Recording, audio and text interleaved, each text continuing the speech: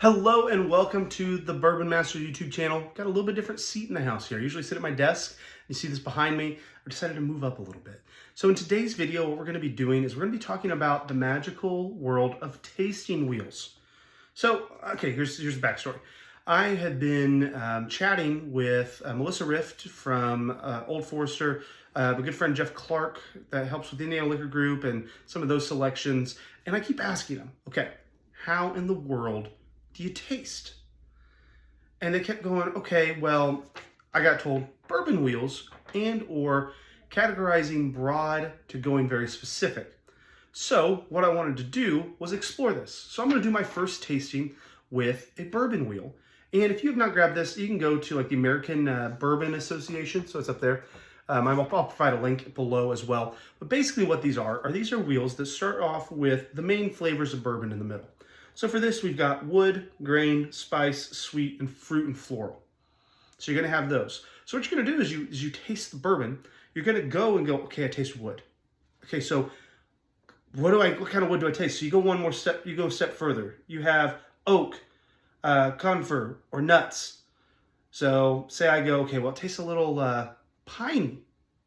Okay, well, that goes in the conifer section. It does get a little cedar. If you go oak, it may go new oak or toasted oak. Does it have that little bit of a char flavor? Okay, so we'll work our way around. We'll go to grain.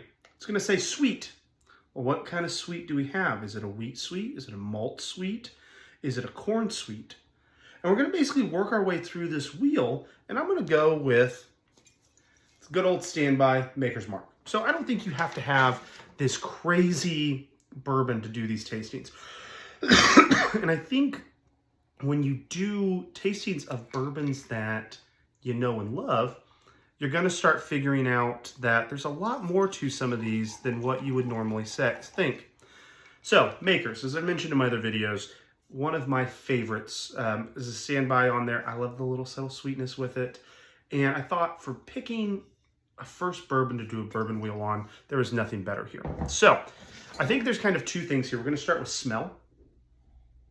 And when I was talking with Melissa, she kept saying you need to breathe through your mouth. And you basically set the cup here,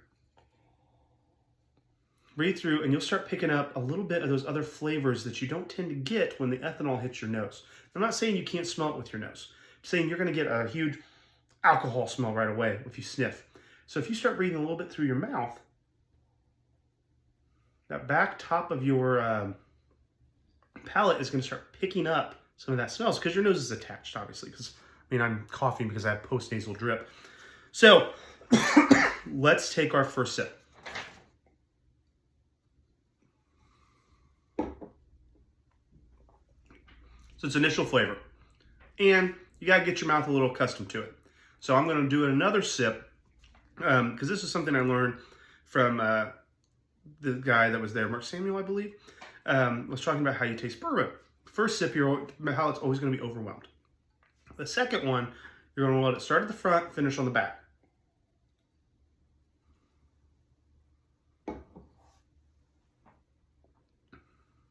Okay, let's talk what we have here.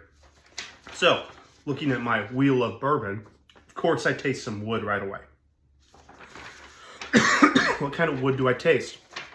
Well, I'm going to go a little bit, two different ones here. I've got a little bit of the oak, I think I taste. I think I taste a little bit of nut as well. So in the oak side, I'm getting a little bit of that new oak flavor. I'm not catching a lot of like heavy char. So I would go, I'm tasting some oak, some new oak. So if I'm going in the nuts section, I'm not tasting walnut. I'm not tasting pecan. I want to taste pecan, but I don't. But I get just a hint of almond, just a hint. So that's kind of where I've got as tasting notes for that section. So let's go grain.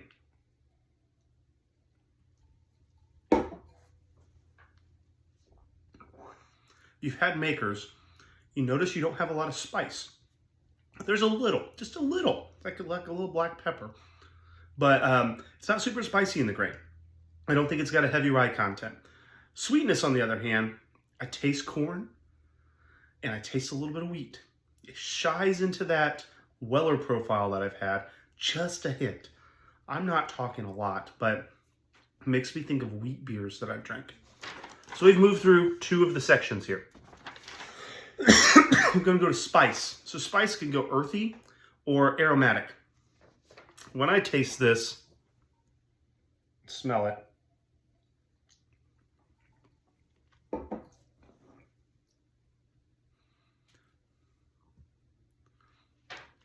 I'm not getting a heavy earthy note here. If anything down that direction, I may get a little bit of leather, but I do not think that it's heavy in that at all. Aromatic spices, on the other hand, the options they give me are licorice, mint, herbal tea, clove, black pepper, and cinnamon. I think I get a little bit of black pepper here, just a tidge. And I don't get a lot of other spices in terms of smell. Now, I could see where someone could argue there may be just a tinge of a mint or a cinnamon in this. I don't think a lot, but I can see where you got just a little bit there.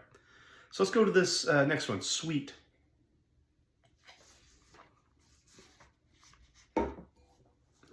Does it taste baked? No, I don't taste any baked goods here. Candy. I don't get an overwhelming sweetness with this, so I don't think it says candy. And buttery. I do get some buttery here. And I get that caramel and vanilla.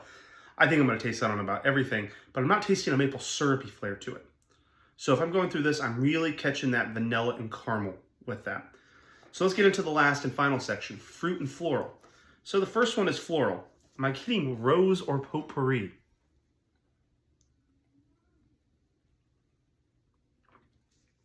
I'm not catching any of that. Fruit. So here's your kind of options. Am I getting tropical? You're looking at maybe coconut, lemon, or orange. No, I'm not catching any of that. Am I getting berry? Blackberry, raspberry, blueberry, or cherry? No, not a lot there. Am I getting fresh? Apricot, apple, peach, or prunes? Now I've had some bourbons. I'm not tasting anything there. Dried? I think I can maybe